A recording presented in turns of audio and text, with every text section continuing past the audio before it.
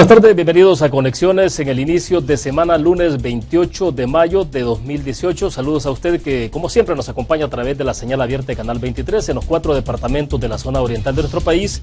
También a quienes nos sintonizan por los servicios de cable de Tigo y Claro a nivel nacional. Estamos en las plataformas digitales, en la transmisión simultánea a través del fanpage de TVO Canal 23. Esto es en Facebook, también en Periscope a través de Twitter. La tercera opción, que usted descargue desde su smartphone la aplicación TVO Canal 23 y nos acompaña en cualquier país en el mundo.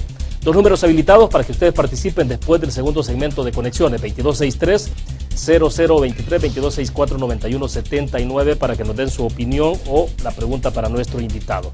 Los temas principales en agenda en los medios de comunicación se los mostramos de inmediato. Diario El Mundo, su portada es: Hugo Martínez es el candidato del FMLN para 2019, electo con 19.793 votos.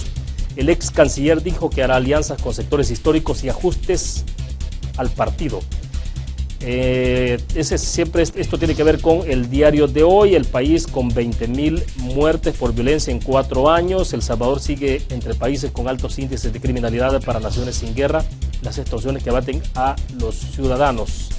Y la foto destacada también, entonces, la postulación como candidato presidencial de Hugo Martínez en el FMLN.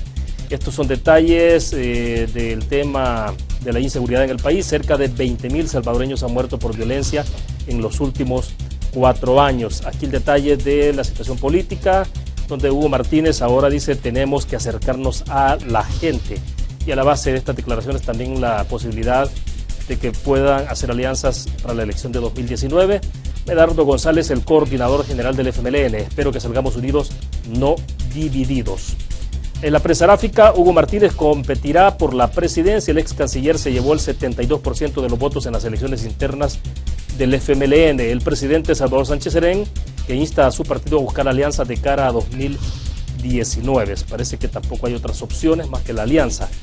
Salvadoreño en red transportó cocaína en sumergible. Esta versión de la prensa gráfica, el vaciado de la información de los celulares incautados a los tripulantes, revela que los extranjeros se comunicaron con un contacto salvadoreño. Sánchez Serén, que pide hacer alianzas para las presidenciales, y el gobernante, que aceptó que el FMLN tiene un escenario complicado y dijo que solo unido al pueblo puede ganar esa elección presidencial. Aquí está, siempre tiene que ver con Diario El Mundo, la portada. Las notas interiores en desarrollo sobre la elección de Hugo Martínez como candidato presidencial del partido de izquierda. Mientras tanto, el PCN y el PDC, que llevarían su alianza legislativa a las presidenciales. Hay que ver si se configura un bloque que tenga que ver con PDC, PCN y quizá gana. Bueno, eso está por verse. Mientras tanto, en otra información, en el tuit de la Fiscalía General de la República, dice que la Fiscalía Antipandillas coordina allanamiento en la vivienda de Carlos Ramos Mancía, alias el Flaco de Teclas, MS-13, de 40 años, originario de Tamanique, La Libertad, donde esta mañana ha encontrado $156.020 enterrados y $18.000 en drogas. Son las imágenes que tiene ahí. Ese dinero estaba colocado en un tubo de PVC y enterrado en la parte interior de la vivienda. Hace algunos minutos, la Sala de lo Constitucional, que ha declarado inconstitucionales las reformas a la Ley de Extinción de Dominio. Les leo rápido el primer párrafo porque dice que en sentencia firmada hoy, la Sala de lo Constitucional declaró inconstitucionales las reformas a la Ley Especial de Extinción de Dominio y de la Administración de los Bienes de Origen y Destinación Ilícita, LEDAP, esas son las siglas, producidas por la Asamblea Legislativa en agosto del año pasado. Mediante la presente sentencia se resuelve el proceso de inconstitucionalidad iniciado por el abogado Luis Mario Pérez Bennett contra el texto original de esa normativa y la demanda de inconstitucionalidad. Entre otras cosas, por ejemplo, dice aquí que la sala establece que la acción de extinción de dominio también procede en contra de los particulares que participen en actos de corrupción de los cuales se derive un incremento ilícito de su patrimonio. Esto sucede cuando el corruptor comete delitos contra la administración pública con el fin de lograr la adquisición de bienes o la adjudicación de contratos públicos o municipales. El Estado deberá actuar conforme a la ley para eliminar tales prácticas. Cierro con este comunicado porque esto se ha conocido en Nicaragua. La Universidad Centroamericana al pueblo nicaragüense dice, informa a la ciudadanía de ese país que la madrugada del domingo 27 de mayo a las 12:45 de la madrugada, unas camionetas con hombres encapuchados en la tina de una de ellas dispararon con un mortero de 1 libra contra los 2 vigilantes que cuidaban el portón principal de esa universidad. Esto tiene que ver con la situación de crisis que está viviendo Nicaragua y es un comunicado de la Universidad Centroamericana, firmada por el padre José Alberto Idiáquez, que es el rector de la Universidad Centroamericana. Pues bien, queremos agradecer esta tarde que nos acompaña en nuestros estudios acá en San Salvador, Roberto Cañas. Él es analista político. Estaremos hablando, obviamente, del resultado de la elección interna del FMLN y colocando todo esto en perspectiva para la elección presidencial 2019.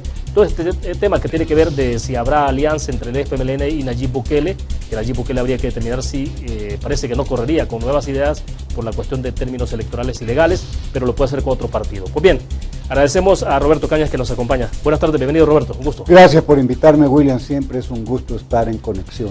Bueno, perfecto. A ver, entonces, iniciemos hablando de las internas en el FMLN. Hugo Martínez se confirma ayer como el ganador en esas internas, es ya el candidato presidencial del FMLN 2019. ¿Cómo se plantea esto en términos generales? Bueno, la primera conexión que hay que hacer es con los antecedentes. Es imposible el entendimiento de una realidad si no se ve lo que ha pasado antes. Para ser breve, 3 antecedentes importantes. Uno, antes de la elección del 4 de marzo, Medardo González dice, el candidato de la Comisión Política y de los 14 agrupamientos departamentales del FMLN es Gerson Martínez. El caballo ganador, dijo en su caballo momento, ganador, ¿no? lo dijo todavía más ilustrativamente. Después cambiaron de caballo, pero vamos a hablar de eso. El primer antecedente es ese. Luego, la aplastante derrota del FMLN del 4 de marzo. Y tercero, el aparecimiento de Óscar Ortiz dando el anuncio de la candidatura de Hugo Martínez. Sin esos antecedentes no se entiende. Entonces, ¿qué es lo primero que pasó? El bendecido, el ungido, era sin duda Gerson Martínez, y lo dice abiertamente en público.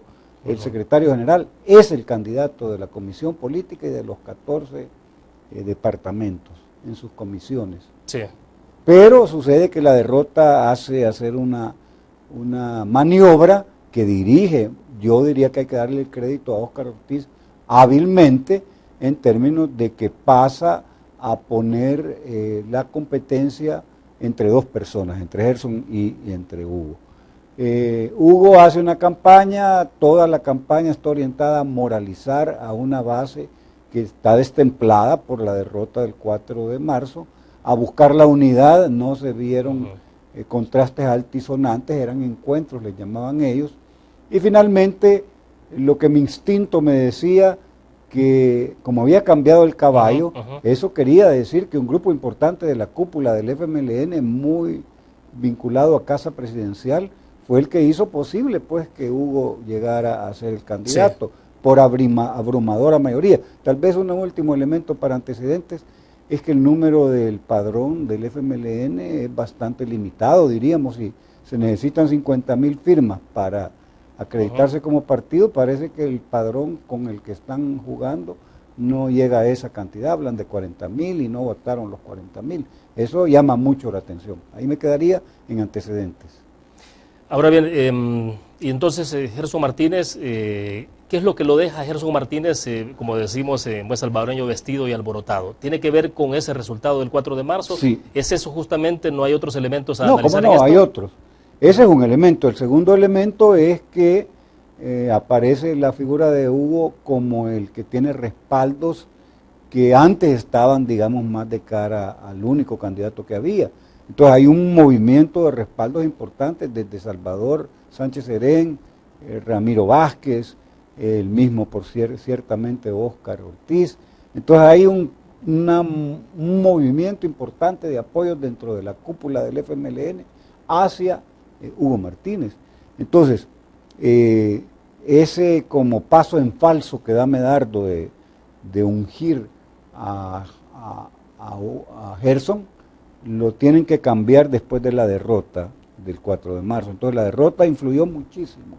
Y el hecho de que Óscar Ortiz, al no ser candidato él, busca una proyección que le posibilite estar en la jugada, aunque no sea él el candidato. Y bueno, pero entonces podríamos decir que el sector que está liderando al interior del FMLN, Óscar Ortiz, el vicepresidente, es justamente el que ha salido victorioso en este proceso. ¿Qué ha pasado con quienes estaban respaldando en algún momento o inicialmente a Gerson Martínez? No siempre queda, dentro de la cúpula, digo. Sí, dentro de la cúpula y dentro de las bases del FMLN no queda más opción que cerrar filas. es decir, es un partido que está intentando vender la idea que pueden tener una tercera victoria presidencial, cuestión que está cuesta arriba, que está vendiendo la idea de la unidad del FMLN para conseguir esa victoria y que busca a toda costa moralizar. Además hay un elemento, William, que es una conexión fundamental, la insólita, inédita declaración del presidente de la República. El presidente de la República se había mantenido, digamos, prescindiendo de su participación en la política interna del FMLN y hoy dice, participa y no solamente participa, dice que el FMLN debe hacer las alianzas con quien sea posible.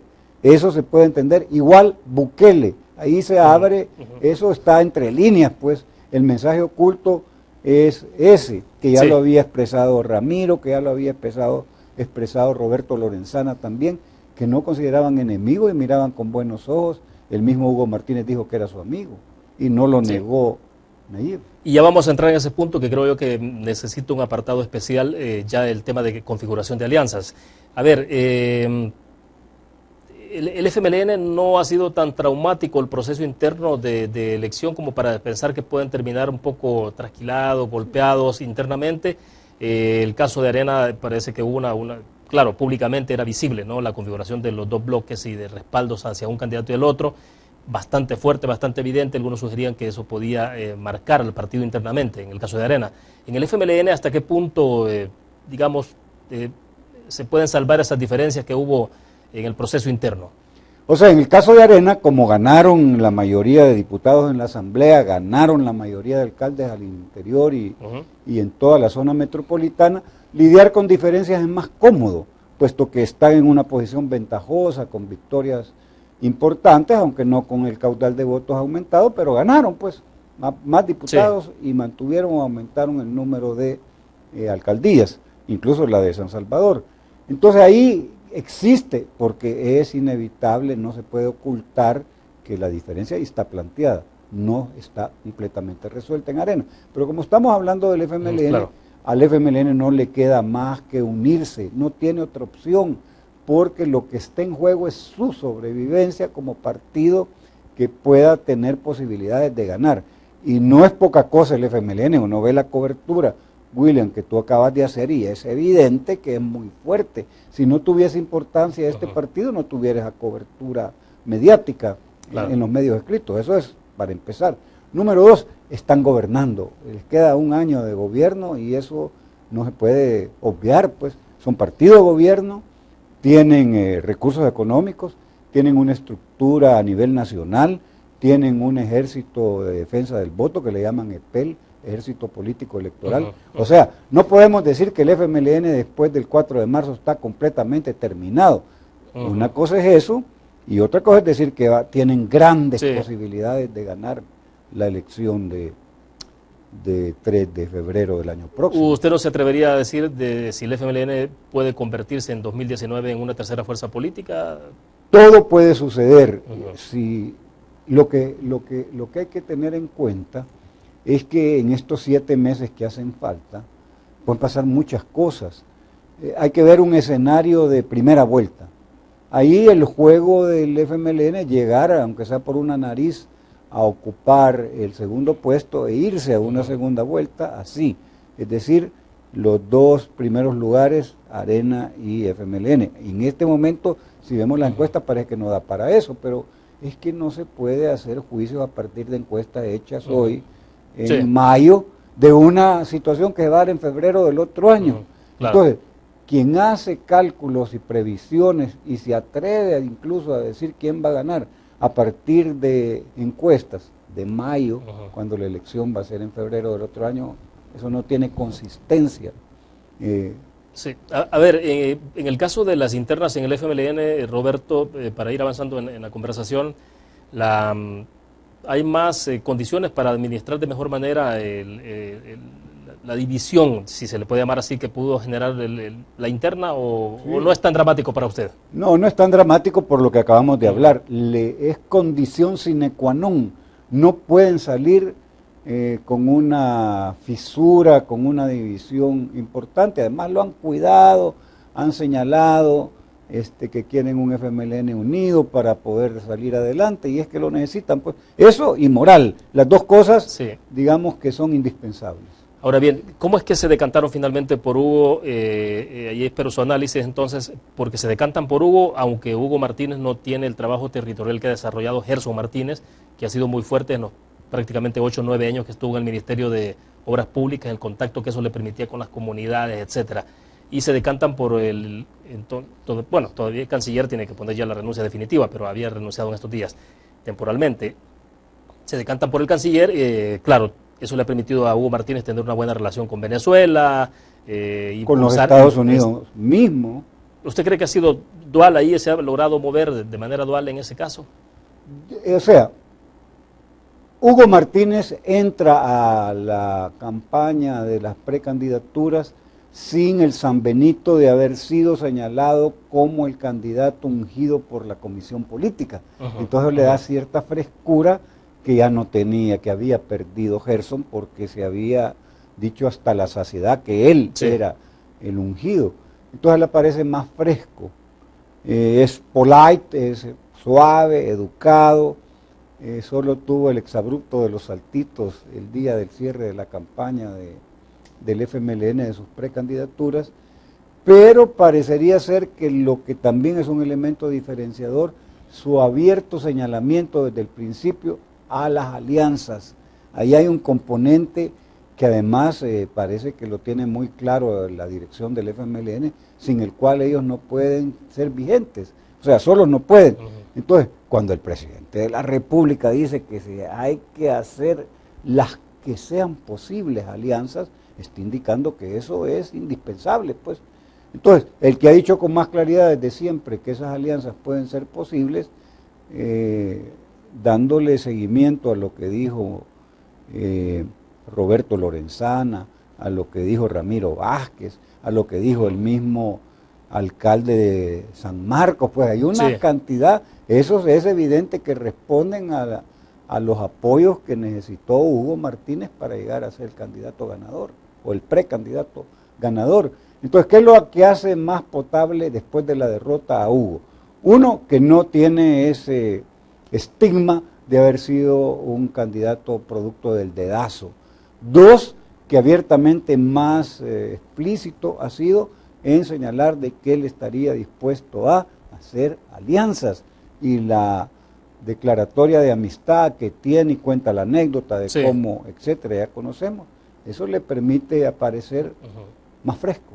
Ahora, evidentemente todo esto tiene que ver el punto de partida, el punto de inflexión en todo este proceso interno en el FMLN, el resultado del 4 de marzo. Es decir, eso no tiene discusión. En absoluto, o sea, está clarísimo. Claro, incluso cambió la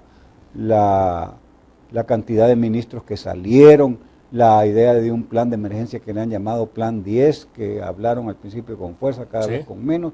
O sea, fue impresionante, pues, la reacción del FMLN y el partido oficial en el gobierno ante la derrota.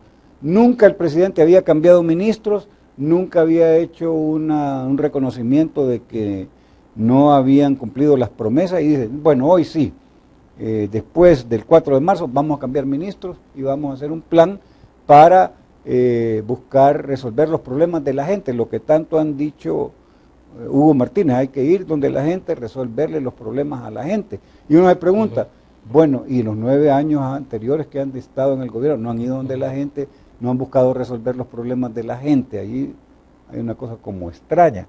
Pero en fin, hay candidatos, eso es importante, tienen con qué luchar, aunque... ¿Es un candidato competitivo Hugo Martínez?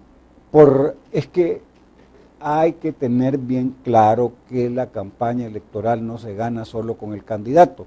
Pongamos el ejemplo y otra vez el pasado. Cuando en el FMLN se anunció que Salvador Sánchez Serén era el candidato del FMLN, hicieron fiesta en Arena y dijeron cualquiera de nosotros le gana. Y no fue así, pues. O sea, ¿qué es la ecuación para ganar una elección presidencial? Sí, el candidato importa, pero importa el dinero que va a invertir el partido para financiar una campaña millonaria.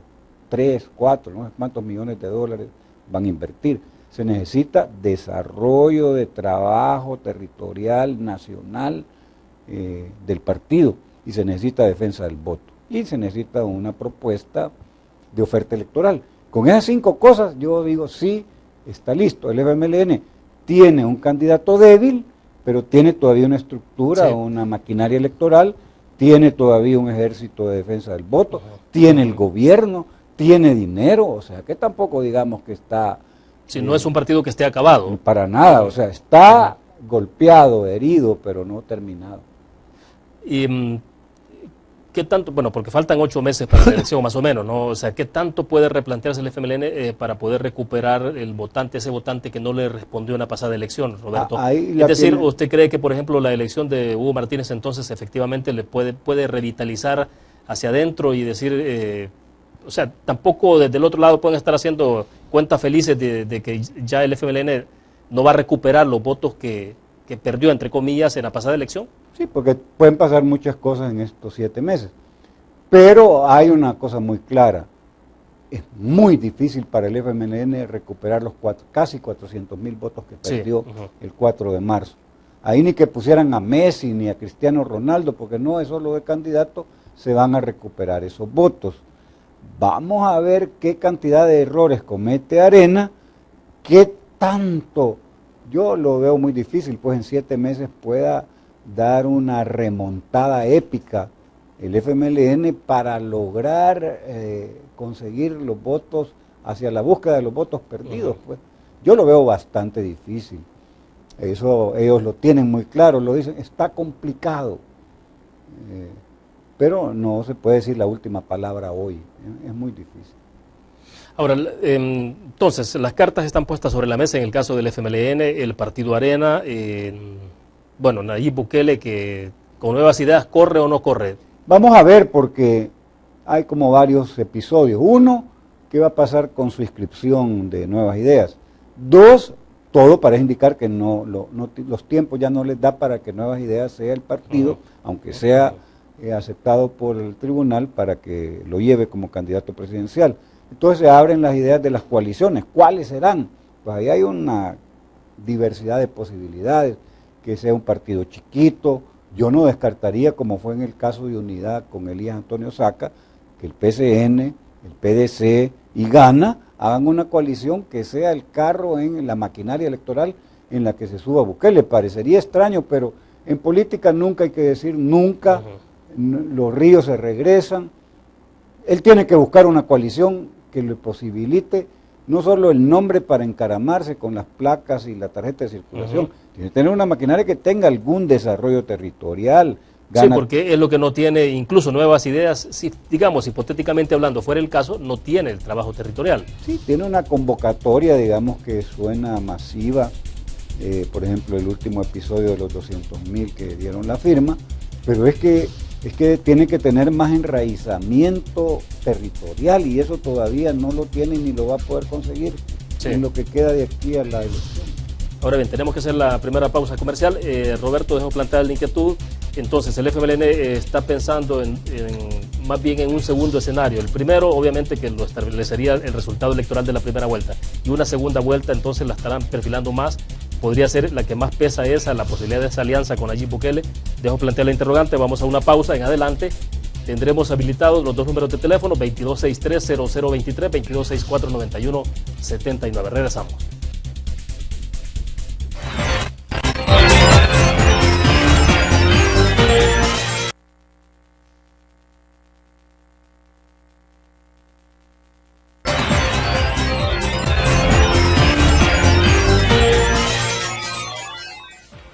Es un gusto que siga con nosotros. Transmitimos en vivo desde la ciudad capital San Salvador. Roberto Cañas, analista político, está con nosotros en nuestros estudios. 2 números están habilitados, 2263-0023, 2264-9179. Pueden hacer uso de ellos si desean participar con el comentario o la pregunta para nuestro invitado. A ver, Roberto, ¿hasta qué punto lo que está sucediendo en el FMLN y en el corte comercial rápido lo conversábamos y le hacía la pregunta? ¿Cómo se puede perfilar esto, la acción del FMLN? Hugo Martínez podría estar pensando efectivamente empoderarse de la idea de ganar la elección presidencial en el FMLN, con el FMLN, o simplemente jugar un papel en el que pueda estar consciente y decir, participamos en la primera vuelta, los números no nos cuadran para ganar, pero en una segunda vuelta con seguridad, una alianza con Bukele, entonces ahí entramos.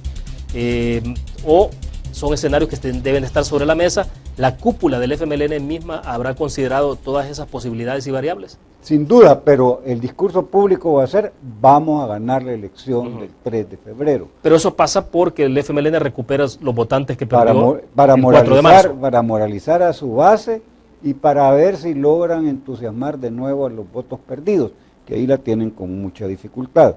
Pero el FMLN nadie esperaría que va a ir a una competencia diciendo que va a perder o que pierde pero va a hacer alianza, va a decir que va a ganar. Pero los escenarios reales son tres. Uno muy, muy lejano, que es que alguien gane en primera vuelta. Yo no creo que eso sea viable, pero no se puede descartar, pongámoslo. Primer escenario, alguien gana en primera vuelta. Parece que hay una llamada. Sí, perfecto, gracias Roberto. Vamos a la llamada, tenemos a un televidente, el consejo de siempre, la recomendación: bájele volumen al televisor para que nos escuche por el auricular nada más, por el teléfono. Buenas tardes, ¿de dónde nos llama? Buenas tardes, estamos al aire. Vamos a ver. Buenas tardes. Ahora sí, le escuchamos, adelante. Lástima, se le cayó la llamada, se le ha cortado. Vamos a ver si podemos retomar esa conversación con el televidente. Pues bien. Veamos los escenarios. Sí, primero me dijo... Primero, que gane alguien en primera vuelta, bastante remoto. Segundo, que gane Arena, digamos, por ponerle nombre, el más votado, pero se tenga que ir a una segunda vuelta y el que quedó de segundo sea el FMLN. Entonces el discurso del FMLN va a ser, como ya lo ha planteado: hagamos todas las alianzas que tenga que hacerse para evitar que Arena gane la elección y vuelva a gobernar. Ese es como el manejo. Y si gana Bukele como segundo, que es el otro escenario, el tercer escenario, Arena en primer lugar, Bukele en segundo, el FMLN queda afuera y van a segunda vuelta Arena y Bukele. Bukele está obligado, para la gobernabilidad de él como presidente, tener fracción legislativa. No es posible pensar que un presidente pueda tener gobernabilidad si no tiene diputados. Y si no los tiene, tiene que hacer alianzas para tenerlos. Sí. Y eso es lo que hace necesaria la alianza Bukele, aunque no lo diga nadie ahora en público, pero es lo que hace indispensable la alianza Bukele-FMLN. Dicen que política hasta los ríos se regresan, ya vamos a platicar de eso. A ver, ahora sí creo que podemos tener a un televidente con nosotros. Buenas tardes, ¿de dónde nos llama? Estamos al aire, le escuchamos. Bueno, vamos a ver. Buenas tardes. Sí, le escuchamos, adelante. ¿Se escucha? Sí, estamos, díganos. ¿Aló? Estamos al aire, le escuchamos. Buenas tardes. Estamos al aire, díganos. Bueno, la pregunta es para el señor, y como parece que están hablando de Bukele, que no tiene reestructuras a nivel nacional, sí tiene reestructuras a nivel nacional. Y para nosotros, estoy llamando de Morazán. Sí, adelante. Para nosotros no hay segunda vuelta, no hay segunda vuelta. Y no hay coalición con el Frente tampoco. Puede haber coalición con otro tipo de partido, pero menos con el Frente. El Frente definitivamente tiene un punto muy bajo. No hay ninguna posibilidad en el Frente de que pueda subir un poquito más. No hay posibilidad tampoco. El Bukele una sola vuelta va a dar. En los resultados que nosotros miramos ahorita y en las encuestas, más o menos, que no hay campaña todavía, está bastante elevado. Y eso significa que no hay segunda vuelta. Y lo felicito por el programa, y yo quisiera que cuando estuvieran esos que van para presidente, den los lugares de hablar, porque estuvo el Gerson Martínez ahí y no hubo oportunidad, porque cómo puede hablar de presidente que va a ser el país y las carreteras las dejó malísimas. Solo ha arreglado San Salvador, pero los carros no entran de San Salvador, entran del lado de la Matilla, de Centroamérica, y dejó las carreteras malísimas. ¿Cómo puede ser presidente ese señor? Gracias. Bueno, perfecto, gracias. Solo por aclaración, porque el problema con Gerson Martínez es que tuvimos que grabar la entrevista porque no tenía espacio en su agenda para estar a las 5 en punto, entonces por eso tuvimos que hacerlo grabado, y entonces desde luego no podíamos meter llamadas. Una cuestión obvia, pero bueno. A ver, hay una opinión ahí. Primera vuelta, dice el televidente, claro, pero estamos viendo escenarios, ¿no? Escenarios probables de aquí a 8 meses, Roberto. Pero bueno, la opinión sobre lo que dice el Sí, televidente. la opinión es totalmente aceptable, pues cada uno debe tener el derecho de expresar cómo aprecia que pueden ser los resultados. Repito, es muy aventurado decir por qué, porque hay un voto emocional. El neuromarketing ahora es como la tendencia para vender candidatos y ganar elecciones. En eso la lleva, digamos, muy adelantada Bukele. También ha logrado penetrar, pero no por las emociones, sino por la fuerza en medios que tiene Carlos Calleja, pues tiene una presencia en los medios importante. Entonces vamos a ver cómo se combina la ecuación, y la ecuación es candidato, dinero invertido, trabajo territorial, defensa del voto, programa o oferta electoral. Todas esas variables moviéndose. No solo porque hay candidatos, repito, no es suficiente decir que hay un buen candidato, aunque es necesario, pero no es suficiente. Entonces, un escenario de Bukele ganando la primera vuelta, yo lo veo, si veo remoto lo de Calleja, prácticamente incluso muy difícil, pues para no decir imposible, porque no puede uno atreverse a hacer juicios absolutos. Quiero volver sobre el principio de lo que estamos conversando, y es las internas en el FMLN, Roberto, porque, bueno, Hugo Martínez no parecía, hasta antes del 4 de marzo, no se figuraba con tanta definición, ¿no? Era Gerson el que estaba ahí presente. ¿Qué más del resultado del 4 de marzo fue lo que habrá influido para que se decantara entonces el apoyo hacia Hugo Martínez? ¿Qué otros elementos usted observa en esas internas? Es la decisión de dirigentes máximos del FMLN que consideran que el que puede ser más viable para alianzas y posibilitar avances externos en el FMLN es Hugo Martínez. Aunque en términos, perdón, el paréntesis, aunque en términos de relación del cargo que tenía como ministro de Obras Públicas, Gerson Martínez le permitía un contacto con los sectores privados en el país, con las constructoras, el contacto con las bases mismas del FMLN en esa relación en el interior del país. Sí, pero es que al final de cuentas la maquinaria electoral es disciplinada y responde al señalamiento, a la indicación de la cúpula, y si la cúpula dice, este es el candidato, cierran filas, y yo no veo escenarios. Sí, uno podría pensar de que verdaderamente es una cosa totalmente democrática, y cómo es el desempeño y la trayectoria de los precandidatos, eso determina quién va a ganar. Eso es en teoría. En la realidad hay pesos y contrapesos en la cúpula del FMLN que hacen que la cosa se incline más para un precandidato que para otro. Y repito, dirigentes históricos de peso del actual FMLN, Ramiro Vázquez, Óscar Ortiz, Roberto Lorenzana, el mismo alcalde de San Marcos y otros más, se decantaron, como dicen en la Asamblea Legislativa, por Hugo Martínez. Entonces eso fue lo que cambió la correlación, y el presidente de la República, pues que es menos dicho, pero también dio la bendición. Y el resultado que pareció contundente, ¿no? En términos ya de votos. No tenía discusión, pues. Entonces, sí. ¿qué además de la verticalidad de un aparato de partido, de una maquinaria electoral funcionó? Que eso funciona como un reloj suizo. Es decir, este es el candidato, por este hay que votar. Eso, si hay una línea que tiene verticalidad, no hay dónde perderse. A ver, no es que es tan como natural de que uno y otro y a ver quién, no, hay otras cosas abajo que determinan. A ver, entonces usted me decía de 3 posibles escenarios, ¿ya? De lo que puede pasar en la elección próxima. Un ganador en primera vuelta, el más remoto. Es más remoto. Una segunda vuelta con el FMLN de segundo y Carlos Calleja de primero.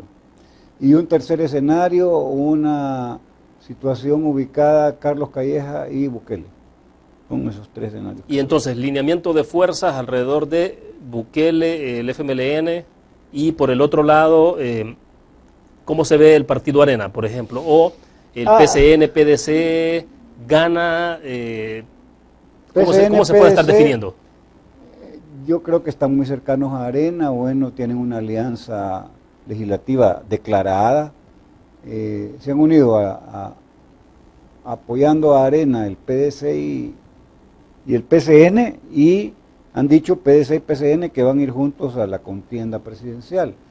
Pero es que es demasiado temprano todavía para ver las fuerzas políticas en presencia, cómo se van a manifestar ya al momento de inscribirse, si va a hacer coaliciones Arena, que nunca ha hecho, presidenciales, si va a hacer coalición. Hoy parece ser que va a ser una elección con coaliciones, sean estas inscritas en el tribunal o alianzas hechas por acuerdos de cúpula sin inscripción, pero que esto está vía cantada, que va a ser una elección con coaliciones o alianzas, eso no tiene ninguna discusión. Sí. Para Arena quizás no son tan indispensables,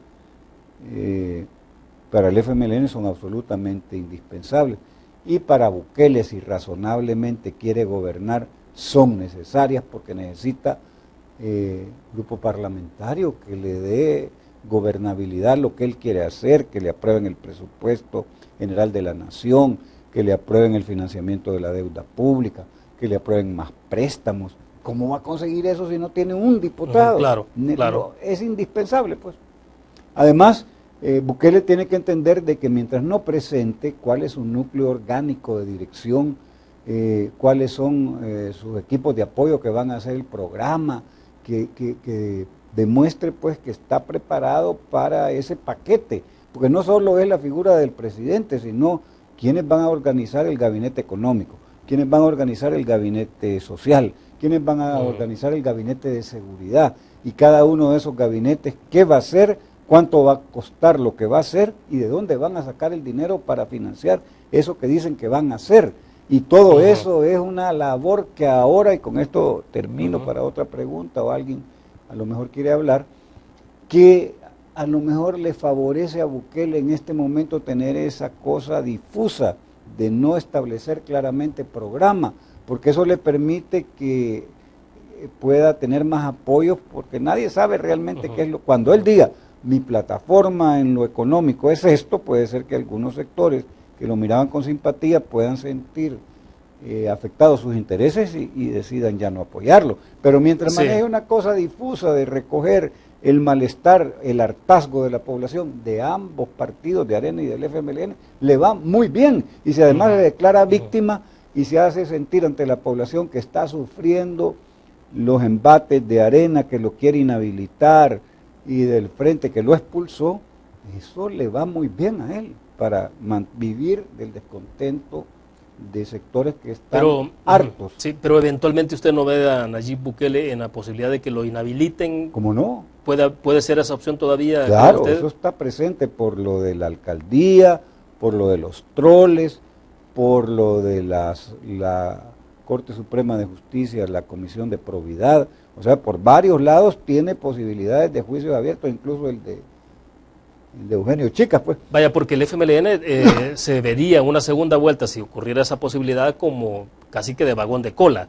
Sí, necesario para Bukele, pero como un vagón de cola. Entonces, pero ellos lo necesitan. Pero pensando esto para futuro, es bien difícil que el FMLN también se pueda plantear en ese escenario. ¿Hasta qué punto puede llegar alguien a decir, bueno, posicionémonos otra vez como segunda fuerza, aunque no ganemos una presidencial, pero con suficiente poder y no necesariamente con Bukele, sino manteniendo autonomía el FMLN como tal? No, ahí van a negociar no sé qué cosas el FMLN en el escenario de que Bukele sea el segundo en la primera vuelta. El FMLN quiere cohesionar o reunificar a su partido, quiere mantener ministerios o autónomas. Entonces esa negociación no va a ser, pues yo te apoyo y tú me apoyas, no, es sentados a ver todo el paquete y qué te doy y qué me das. Seguramente el Frente sabe, y eso lo tiene muy claro, que en un eventual triunfo de Arena van a sufrir los embates hasta jurídicos de Arena, pues que no va a demorar ni vacilar un segundo en usar todos los recursos jurídicos para incluso meter a la cárcel a aquellos que considere que tienen las pruebas para hacerlo. Entonces, para el FMLN es impensable una derrota electoral, aunque sea que sea apoyo y segundo de Bukele, porque siendo segundo le permite tener pedazos del gobierno, pues, que son válidos para asegurarse que no van a haber noche de cuchillos en la búsqueda de culpables de algún juicio de corrupción o de otro tipo, no van a haber cuchillos largos. Entonces, sí, porque si bien el FMLN no fuera su candidato, el presidente, sino Nayib Bukele, si fuera el escenario, pues ese, un escenario como ese, pero les garantiza continuar en el ejercicio del poder. sí, ya o sea, no todo, pero no todo, una parte, exactamente, ¿no? pero Pueden negociar el gabinete de seguridad, el gabinete social y dejarle a Bukele el gabinete económico, no sé, como es el caso con Funes, pues. aunque eso les implique un poco entrar en la parte de tener que convencer, es difícil o no, convencer a sus bases, que Nayib Bukele convenza a quienes le están apoyando que ahora sí el FMLN puede ser un aliado y el FMLN decirle a su base, bueno, Nayib, podemos hacer algo con él a pesar de la manzana y de todo lo demás que es. No, la llave es, hagamos cualquier cosa para que no gane Arena, y eso es comprable para las bases del FMLN, bueno, entre apoyar a Bukele o que gane Arena, obviamente... O sea, como en el pasado, todos contra el FMLN, ahora sería todos contra Arena. Sí. O sea, entonces eso es comprable. Eso es muy cómodo para el FMLN, es decir, miren, tuvimos que apoyar a Bukele porque tenemos que evitar que Arena gane. Eso lo resuelven muy bien. Y Bukele puede decir, miren, tuvimos que hacer alianza con el FMLN porque vamos a ganar, pero la gobernabilidad pasa por tener diputados y por tener apoyos de segunda vuelta que tienen ellos control territorial. Los dos ganan, se necesita. Vamos a la pausa, los últimos 10, 11 minutos los dedicamos al regreso, Roberto, a hablar un poco entonces cómo se ve la configuración del Partido Arena, un posible bloque de derecha, ¿será posible? Bueno, vamos a una pausa, regresamos después de esto.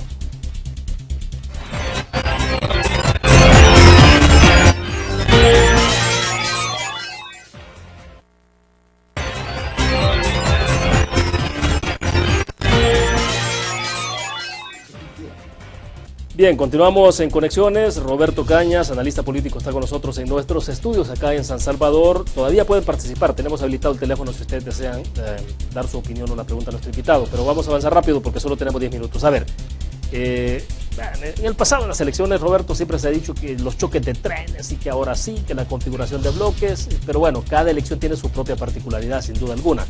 Pero, ¿cómo en perspectiva? Entonces, ya hemos hablado suficiente sobre el FMLN, ya una vez que está Hugo Martínez configurado como candidato presidencial, Nayib Bukele, ¿cómo se puede mover esto? Una posibilidad de alianza en segunda vuelta.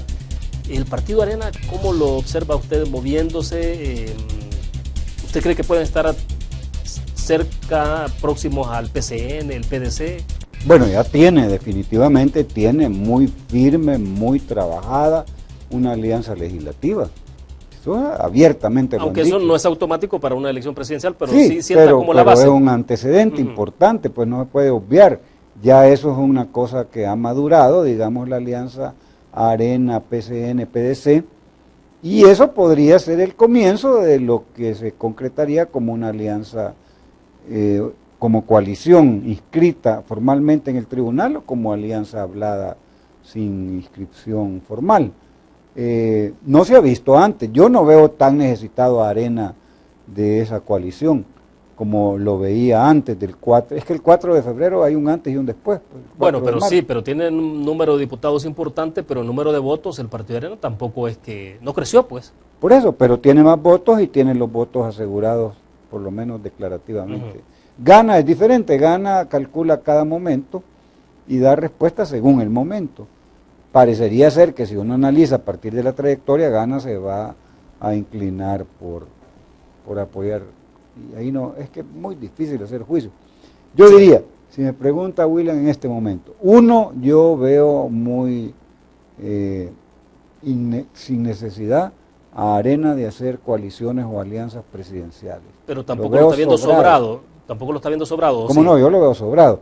O sea, no lo descarto. Que es peligroso para un partido político que se sienta en una condición como esa también. O sea, claro, no lo va a decir, pero me late que por las circunstancias que hay ahora y la debilidad del FMLN consideran que ellos solos pueden y que hacer alianzas con el PCN no es gratis, pues, o con el pero PDC. Partiendo de que tuvo ya 2 experiencias al hilo, que no le fue bien, pues porque no ganó la elección presidencial con Mauricio Funes, perdieron con Sánchez Serén. Sí, no se puede descartar, pues, pero yo no la veo en inmediato en el horizonte, no se logra vislumbrar que dirigentes del COENA estén hablando tan seguido de hacer una coalición, alianza o como se llame, con otros partidos de derecha. como insinuó en algún momento, ahora parece que no está en el diccionario de la cúpula de Arena. Vamos a ver, porque en esto nada es absoluto, imposible hacer previsiones 8 meses antes. Habría que estar más cerca del momento de la inscripción, más cerca del momento de la votación. Antes de eso, nadie puede, pues. Sí, ahora bien, quien reciba a este país en junio del próximo año es una papa caliente, Roberto. No, tiene un problema fiscal. Bueno, de 2019 a 2024 lo que se tiene es que vencen los eurobonos, son 1.600 millones en eurobonos, y eso estaría marcando el inicio de quien asuma la presidencia. Ya el FMLN ha dicho que lo resuelva el otro gobierno, o sea, ellos muy frescos han dicho, no, eso que lo resuelve el próximo gobierno. Entonces, gane quien gane, va a tener que hacer un pacto fiscal. O sea, eso es inevitable porque ningún partido solo puede. Pacto es un acuerdo en el cual se tiene que definir del lado del ingreso qué política de impuestos va a haber, cómo se va a generar otras fuentes de ingresos, si va a haber más deuda o cómo se va a pagar la deuda que ya se tiene, si hay posibilidades de donaciones, eso del lado del ingreso. Y del lado del gasto, cómo se va a manejar la austeridad, todo eso viene. O sea, ahora pues hay como mucho interés en ser presidente, pero cuando uno se pone a pensar los desafíos en términos de finanzas públicas, en términos de seguridad, en términos económicos de generar empleo, en términos de lidiar con la migración, no es ninguna bañarse en agua de rosas. Además, insisto, es fundamental saber cuál es el equipo de gobierno, porque el presidente puede ser muy mediático o tener mucha simpatía, pero ya estando con el timón del aparato del Estado administrándola, la cuestión del país, se necesita gente que sepa, más allá de que pueda ser muy popular. Ahí se necesita lidiar con un problema económico muy grave, superar la trampa de bajo crecimiento, más de 10, 15 años de no crecer más del 2% del PIB, superar el problema de la pobreza. O sea, son problemas que nadie resuelve en 5 años, pero debería, en 10 años, el FMLN no pudo, el sistema político, económico sigue prácticamente intacto. Entonces hay que lidiar con graves problemas, el problema de la delincuencia, pues, la cantidad de homicidios sigue siendo 10, 12 diarios, lo mismo que dejó Funes, pues. Y parece que lo que han logrado es llevar el porcentaje de homicidios a la situación que estaba antes de que el gobierno Sánchez Serén asumiera. Y ese es el gran telón de fondo, cómo se ha manifestado el desenvolvimiento de la gestión de gobierno del FMLN. Van a ser vistos como análisis de 10 años. Vamos a ver qué dice el presidente ya el 1 de junio. Ya debería estar pensando cuál es el legado que le va a dejar al país, cómo quiere ser recordado. Parecería ser que no está pensando en eso. Bueno, ya esta semana se cumplen 4 años de la administración Sánchez Serén. Vienen más y 9 del FMLN de estar en el poder, Mauricio Funes primero y ahora con Sánchez Serén. Entonces vienen más encuestas que van a evaluar el 4º año de gobierno y viene el último discurso del presidente en la asamblea el 1 de junio. Eso también va a dar señales de por dónde van las cosas. Pero finalmente todos quieren gobernar este país. Por eso están compitiendo, a pesar de que hablamos de la condición que tiene este país en términos de seguridad, de economía, todo este tema fiscal que usted menciona, pero igual todos se están anotando y todos quisieran. Por eso será importante conocer los planes de gobierno. Aunque el discurso público del FMLN es que quiere volver a ganar porque va a defender los intereses populares. Y el discurso no dicho abiertamente por Arena es que los grandes financistas de Arena lo que quieren es buscar un aparato gubernamental que les facilite un clima de negocio favorable a sus inversiones, que facilite más inversiones, que los negocios se puedan hacer mejor.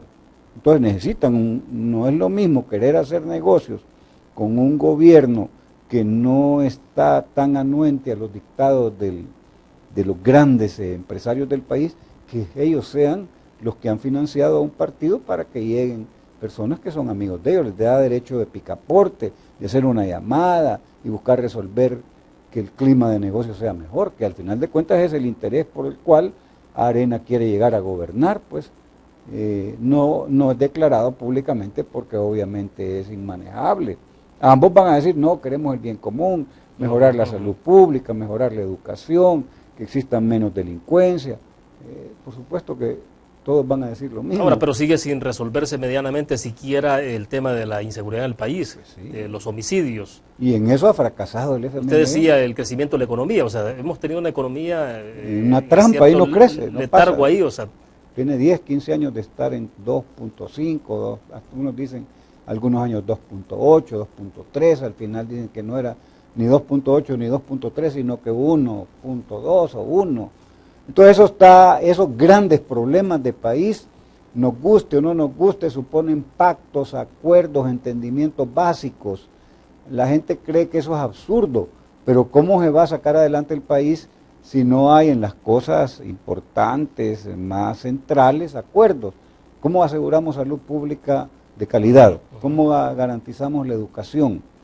Empezando o sea, por ¿cómo darle a la población de este país que cada año se genera, bueno, aparecen 55.000 nuevas personas que necesitan un empleo y no se les está cumpliendo la posibilidad de que tengan un trabajo? Y no se va a cumplir en la medida que el aparato económico no cambie, no se creen dinámicas agrícolas, agroindustriales, no se diversifique la industria para que pueda absorber esa demanda, porque no es un problema de la matriz económica del país, así como está, no es capaz de absorber esa oferta de mano de obra.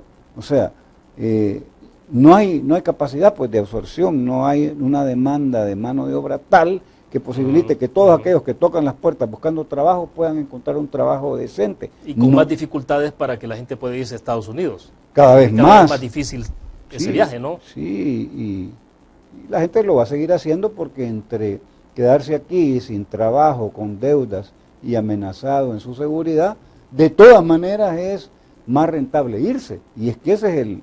O sea, hay más probabilidades de salvarse yéndose para Estados Unidos que quedándose en el país. Sí, o porque sea, aquí lamentablemente no van a mejorar su empleo, no van a mejorar su situación de seguridad y las oportunidades para sus hijos están vedadas. Entonces dice, el costo-beneficio entre quedarme y ir a buscar en Estados Unidos una nueva vida es más costoso quedarme. Y uno diría, no es más costoso irse porque lo pueden matar en el camino. No, es más beneficioso aún con ese costo llegar a los Estados Unidos para tener más ingresos, más oportunidades. Sí. Para cerrar, posibilidades de un acuerdo fiscal en un escenario electoral, pero sobre todo ya después de la elección de febrero. Después sí, o sea... ¿Se puede seguir hablando de acuerdo fiscal en el país? O sea, sí, es que es indispensable, no se puede hacer de otra manera. Porque para pagar ese... Pero no se ven decisiones claras en eso. No, en este momento no, porque no ayudan a ganar la elección. Entonces, hoy el enfoque es, yo voy a ganar y yo voy a hacer esto. Y sobre todo si hay que aumentar IVA o tomar medidas de ese tipo. Sí, que son absolutamente impopulares. Ya. Y además, aunque gane cualquiera, si las impulsa, puede disparar, puede ser el que gatille una movilización social importante. Bueno, interesante la plática de esta tarde. Gracias, Roberto, se nos fue el tiempo. Gracias por habernos acompañado. Gracias por invitarme. Ojalá que los elementos que hayamos conversado sean útiles para que puedan identificar las conexiones que hay entre los fenómenos de la realidad política, económica del país. Exactamente, de eso se trata. Muy bien, terminamos de esta forma Conexiones. Gracias a ustedes que nos acompañaron. Nos vemos mañana a 5 de la tarde en punto. Buenas tardes.